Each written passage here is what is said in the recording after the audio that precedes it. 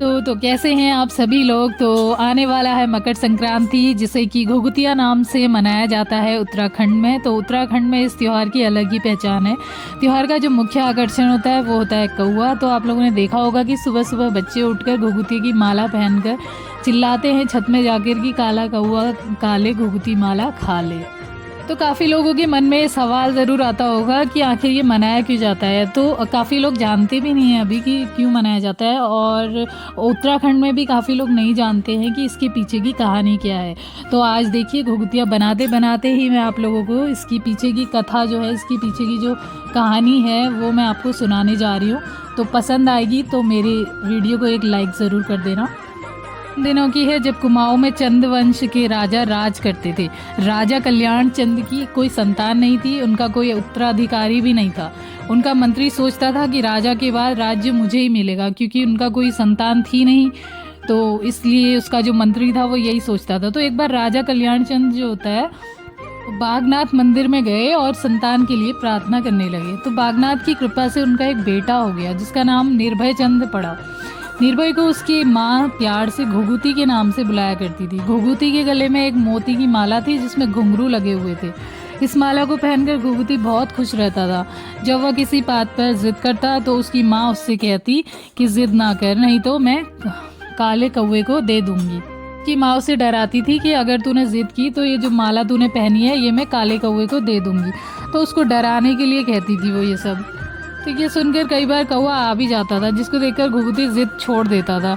जब माँ के बुलाने पर कौवे आ जाते तो वह उनको कोई चीज़ खाने को दे देती। धीरे धीरे घुघुती की कौवों के साथ दोस्ती हो गई, और जो राजा का जो मंत्री था, जो कि राजपाट की उम्मीद लगाए बैठा था, घुघुती को मारने की सोचने लगा ताकि उसी का राजगद्दी उसी को मिले।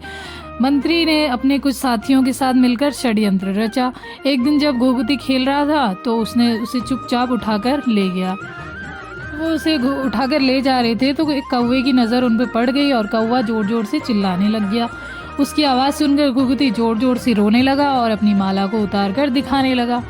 इतने में सभी कौवे इकट्ठे हो गए और मंत्री और उसके साथियों पर मंडराने लगे। एक कौवा घुघुती के हाथ से माला झपट कर ले गया। सभी कौवों ने एक साथ मंत्री और उसके साथियों पर अपनी चोंच और पंजों से हमला बोल दिया। तो मंत्री और उसके साथी घबराकर वहाँ से भाग गए। घुघुती जंगल में अकेला रह गया। अब वह एक पेड़ के नीचे बैठ गया। तभी वहाँ एक कौवा आया।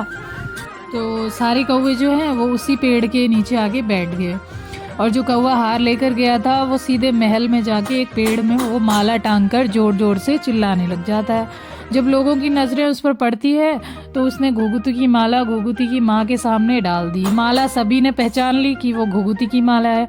इसके बाद कौवा जो है वो एक डाल से दूसरे डाल में उड़ने लग जाता है। सबने अनुमान लगाया कि कौवा घुघुती के बारे में कुछ जानता है, और या तो वो उसके बारे में कुछ बताना चाहता है। तो राजा और उसके घुड़सवार कौवे के पीछे लग गए। तो कौवा आगे आगे और बाकी लोग उसके पीछे पीछे। कुछ दूर जाकर कौवा एक पेड़ पर बैठ गया। राजा ने देखा कि पेड़ के नीचे उसका बेटा सोया हुआ है। तो उसने बेटे को उठाया, गले से लगाया और घर को लौट आया। तो घर लौटने पर जैसे घुघुती की माँ के प्राण लौट आए। माँ ने घुघुती की माला दिखाकर कहा कि आज यह माला नहीं होती तो घुघुती जिंदा नहीं रहता। तो एक माला की वजह से घुघुती की जान बच गई। तो राजा ने मंत्री और उसके साथियों को मृत्युदंड दे दिया। घुघुती के मिल जाने पर माँ ने बहुत सारे पकवान बनाए और घुघुती से कहा कि ये पकवान अपने दोस्त कौवों को बुलाकर खिला दे, क्योंकि कौवों ने ही तो उसकी जान बचाई थी। घुघुती ने कौवों को बुलाकर खाना खिलाया। ये बात धीरे धीरे सारे कुमाऊं में फैल गई और इसने बच्चों के त्योहार का रूप ले लिया। तब से हर साल इस दिन धूमधाम से इस त्योहार को मनाने लगे। तो इसके लिए हमारे यहाँ एक कहावत भी मशहूर है कि श्राद्धों में ब्राह्मण और उत्तरायणी को कौवे मुश्किल से मिलते हैं। मीठे आटे को गूंथ कर इसको आटा जो होता है वो उससे गुड़ के पानी से इसको गूंथते हैं और इससे एक पकवान बनाते हैं जिसका नाम घुघुती रखा है। तो इसकी माला बनाकर बच्चे जो है वो मकर संक्रांति के दिन अपने गले में डालकर कौवे को बुलाते हैं। कैसी लगी आपको घुघुती के पीछे की स्टोरी?